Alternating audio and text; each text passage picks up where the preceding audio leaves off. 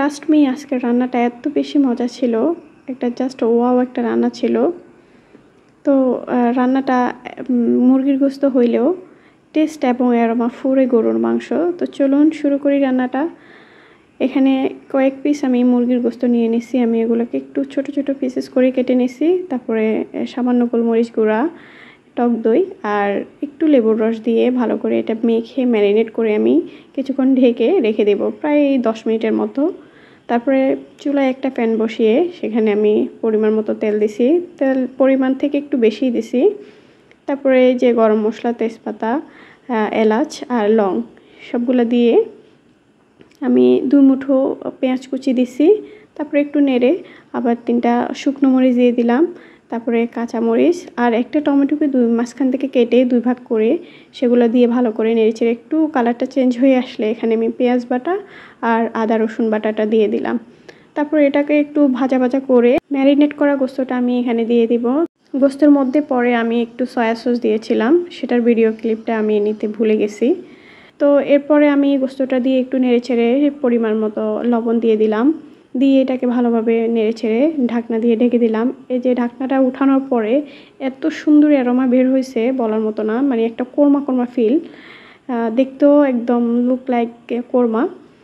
তারপরে এখানে আমি শুকনো ইনগ্রিডিয়েন্টসগুলো দিয়ে দিলাম। এখানে হলুদ গুঁড়া, মরিচ গুঁড়া আর মশলার গুঁড়া পরিমাণ মতো দিয়ে দিলাম। দিয়ে তারপরে এটাকে এখন ভালোভাবে একদম নেড়েচেড়ে গোশতের সাথে মিশিয়ে নিলাম। মিশিয়ে নেওয়ার পর এখানে আমি বেশ কিছু আলু দিয়ে দিলাম। আলু ছাড়া তো গোশত একদম কল্পনা করাই যায় না, যেহেতু আমি আর আমার শ্বশুর গোশততে আলু খেতে অনেক বেশি পছন্দ করি, তো মাস্ট বি গোশততে আলু দেওয়া লাগেই। তারপরে এটা আলুটা দিয়ে আমি ভালোভাবে নেড়েচেড়ে আবার ঢাকনা দিয়ে ঢেকে কিছুক্ষণ রান্না করলাম।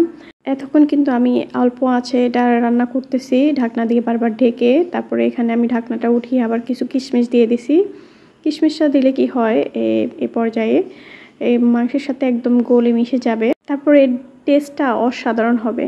তো এই পর্যায়ে আমি 2 চামচ গরম পানি দিয়ে মশলা ধোয়া পানিটা দিয়ে দিলাম। তারপর আবার সেম বাটিতে আরেক বাটি পানি দিয়ে দিলাম, দিয়ে এটাকে নেড়ে ছেড়ে এখন ঢাকনা দিয়ে ঢেকে অনেকক্ষণ রান্না করব হাই হিটে। তারপরে এই পর্যায়ে আমি একটা আস্ত রসুন দিয়ে দিলাম। এই রসুনের টেস্টটা এত বেশি মজা হবে বলার মতো না। তো তারপরে আমি এখানে অল্প আঁচে কিছুক্ষণ রান্না করে নেব। তো আমার রান্না শেষ হয়ে গেল, এখন সার্ভ করার পালা। এখন এটা দেখতে এত বেশি সুন্দর লাগতেছে, মাশাআল্লাহ। এটার ঝোলটা দেখতে পুরোই গরুর মাংসের মতো, জাস্ট ওয়াও হয়েছে, এত বেশি মজা হয়েছে। আপনারা চাইলে এভাবে একবার রান্না করতে পারেন, টেস্টটা অনেক বেশি এনহ্যান্স করে। আলহামদুলিল্লাহ। তো কেমন লাগলো অবশ্যই জানাবেন।